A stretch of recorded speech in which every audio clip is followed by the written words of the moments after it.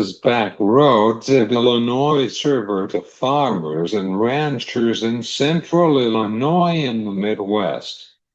We're glad you're here on today for our program. I'm Cesar Delgado on the Field podcast with Horacio López nicora from the Ohio State University. SDS was an issue. It is a big topic for this season in the Midwest, like in Iowa, Minnesota. How about the Eastern Corn Belt? Well, we are talking with Horacio López nicora from the Ohio State University. This been the Field Podcast. SDS was an issue. It is a big topic for this season in the Midwest, like in Iowa, Minnesota. How about the Eastern Corn Belt? Well, we are talking with Horacio López nicora from the Ohio State University. Hey, Horacio, how are you? And welcome to the show on Back Roads of Illinois. Thank you for having me here. Very happy to be here. Good to see you at the farm. Progress, so indicator, but I am a fan of the University of Illinois. Last weekend, there was a football game between the University of Illinois and the Ohio State University. Well, however, just go Illinois. Let's discuss about the DS for the season in Iowa and Minnesota. How do you manage this disease for soybean? Yeah, so we're talking about sudden death syndrome, but before that, I just wanna let your audience know that I got my master's in crop science from University of Illinois. So, my heart is orange and blue. So go Illini. I hear you about that game. So yeah, sudden death syndrome is a disease that is caused by a soil-borne pathogen. Most prevalently here in North America is Fusarium virguliforme. There are several species of Fusarium that can cause SDS, sudden death syndrome. And like you mentioned, it's a disease that growers have to faced and managed every year, every season. In Ohio, it was particularly different this year. We had a good chance of planting very early in the season, but then we have a lot of rain that really put us to plant very late.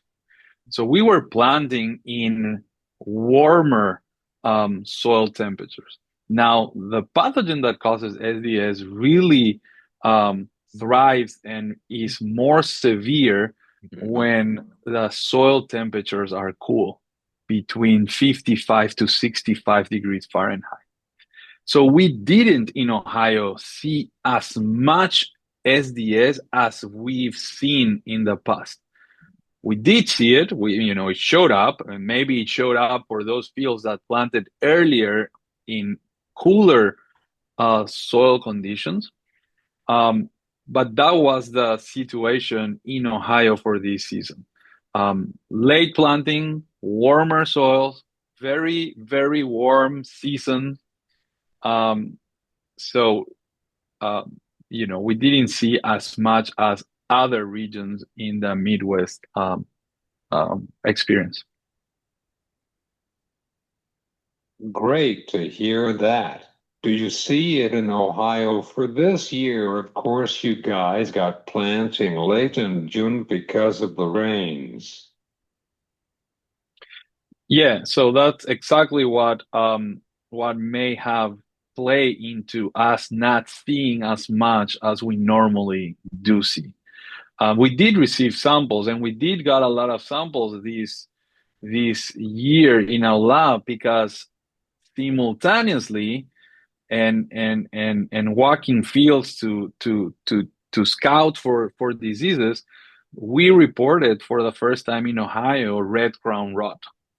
And red crown rot is a disease caused by a different pathogen, but unfortunately causes one of the visible symptoms, above ground visible symptoms that the red crown rot pathogen causes is very similar, almost exactly the same as SDS symptoms in the above ground part of the plant, which is that leaf turning yellow in between the vein. We call that intervenial chlorosis. So the veins of the leaves remain green, and in between the tissues start getting yellow, becoming yellow, and then dying. So an intervenial chlorosis and intervenial necrosis. This is due to a toxin that is produced in the root. So the pathogen is actually not in the leaves, in the above ground part of the plant. And because these plants and leaves starts senescing prematurely, we have premature defoliation of the plant, and that plays into the yield reduction that we can see due to SDS or other pathogens that causes the same type of symptomology. Horacio, we would spray herbicides and seeds treatment of the crop.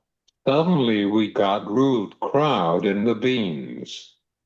How concerned about this disease is the ground during the winter? Yeah, that's a good question, right? We apply specifically seed treatment is one of the many tactics that we can use to manage this disease. So there are options out there for growers, but stepping back and considering management approach, every time we're dealing with this type of pathogen, a soil-borne pathogen, that first of all, it leaves aggregated in the soil. So you will see that the disease shows up in patches. It's not very uniformly distributed. So the pathogen leaves aggregated in the soil. One of the first things that we need to think about, can we find something with resistance to this pathogen? So when we are selecting our seeds and we're gonna plant in a field with history of SDS, the first thing that should come to mind is, can I find cultivars that are moderately or highly resistant to the pathogen? If the answer is yes, that should be a no-brainer. That should be the first line of defense. In addition to that, seed treatments, fungicides that we apply to the seeds, are very complementary in our integrated management approach.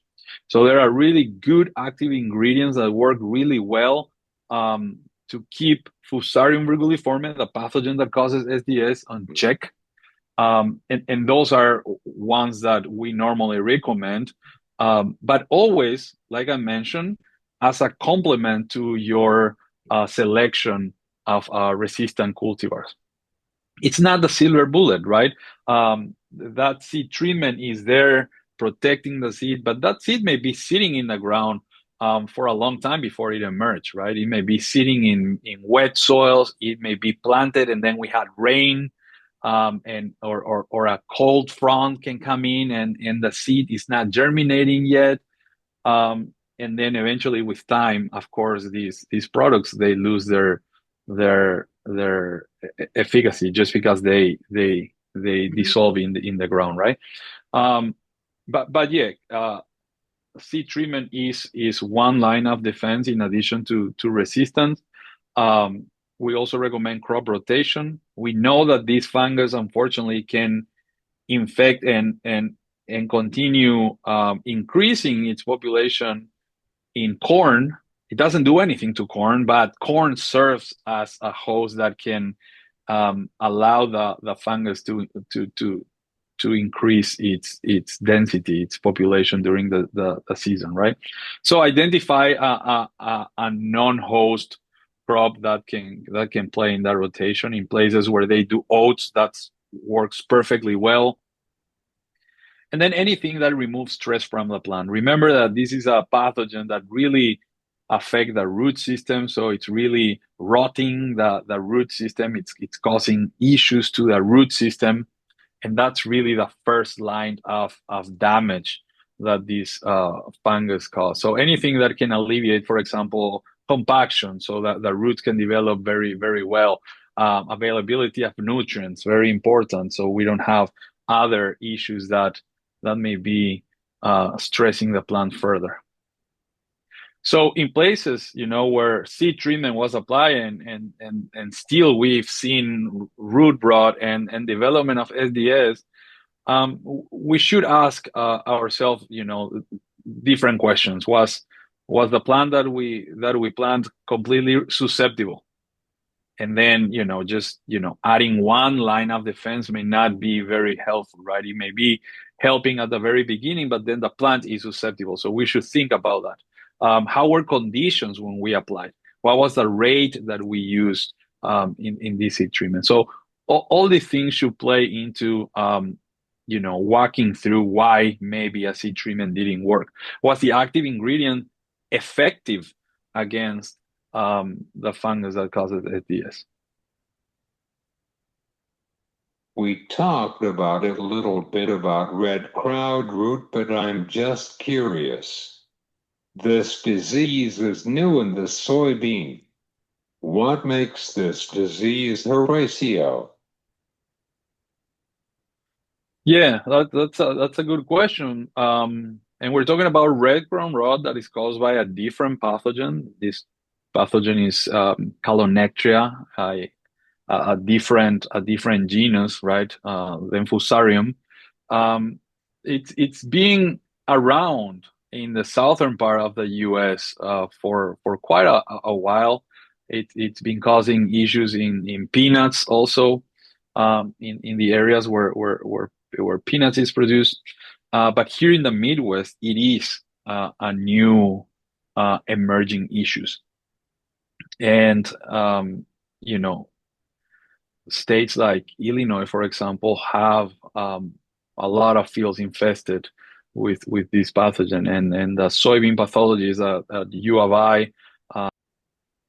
What do you recommend for farmers to put some herbicides after the harvest season for the root crowd in the beans field? So I assume the question is herbicide for fall wheats. And talking to my wheat scientist here at Ohio State, sometimes we do cover the presence of some fall annual wheats that will sustain soybean cyst nematode reproduction. So, henbit or purple dead nettle. These are some examples where we actually go and dig up some of the roots and stain, and we see soybean cyst nematode inside. So there are some weeds that can serve as hosts. Of course, the wheat scientist mainly, is recommending this to keep those fields clean. So, you talk herbicide to me, I always throw that question and ball to my wheat scientist. But that's a common ground that sometimes we interact where I talk about soybean cyst nematode, one of the major pathogens of soybean, that unfortunately can reproduce on other hosts, and some of these weeds can allow them to reproduce.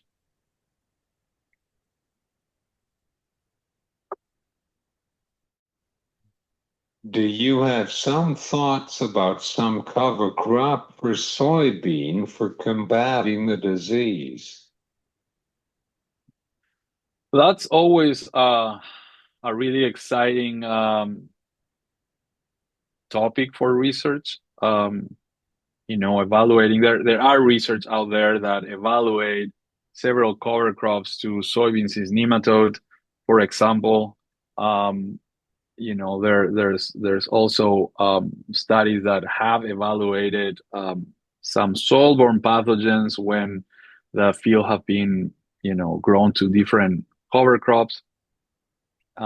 that's something that my lab we are very interested in looking into. So some of the common cover crops here, cereal rye, for example, it's something that we always try to include in our plots where we have natural infestation of different pathogens. Again, soybean cyst nematode could be one example. We try to include that in our operation just to understand in Ohio, first how well those cover crops work, um, agronomically speaking, but then what is it doing to our pathogens that we're trying to keep in check. So anything that is non-host, you call it cover crop, you call it another cash crop, anything that is non-host for a specific pathogen that we're targeting will help reduce that population and reduce the inoculum. And when you reduce the inoculum, then you are experiencing less severe damage and of course less yield reduction. So that's always something to keep in mind. Of course. Do you have any final thoughts on the planting prep with herbicides? No, final thoughts in general. Like I mentioned, the herbicide topic, I always leave it for my weed scientist. But some final thoughts here for just in general, we're getting all our crops out of the ground. We're getting close to completing our harvest for the season, or at least we're in the midst of it. What a great time to sample for soybean cyst nematode. That's what I always tell my growers, right? You're done with one of the most stressful part of the year, right? Which is harvesting. Now your field looks pretty open and clear. What a great time to walk that field with a probe and a bucket and collect a soil sample, or multiple soil samples for soybean cyst nematode. Test those fields, know if you have soybean cyst nematode, know your numbers, how much you have. This can be an incredible information to plan for future years, right? We were talking about SDS. There is evidence that SDS and soybean cyst nematode (SCN) interact. There is evidence that there may be more severe symptoms and yield reduction if the nematode is present, right? So, getting harvest done, regardless if we're harvesting soybean or corn, take a soil sample, test for soybean cyst nematode, know your numbers, and this will be able to guide you on your management strategies for next year. Thanks, Horacio. I enjoyed our conversation for today. Yeah, me too. Me too. Very happy to be here. I'm very glad that you host me here today.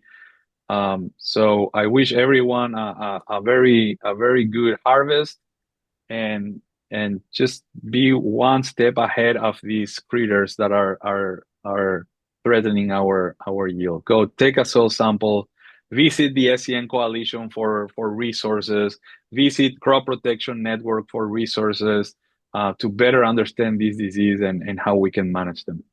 Thank you very much. Horacio López, nicora from the Ohio State University.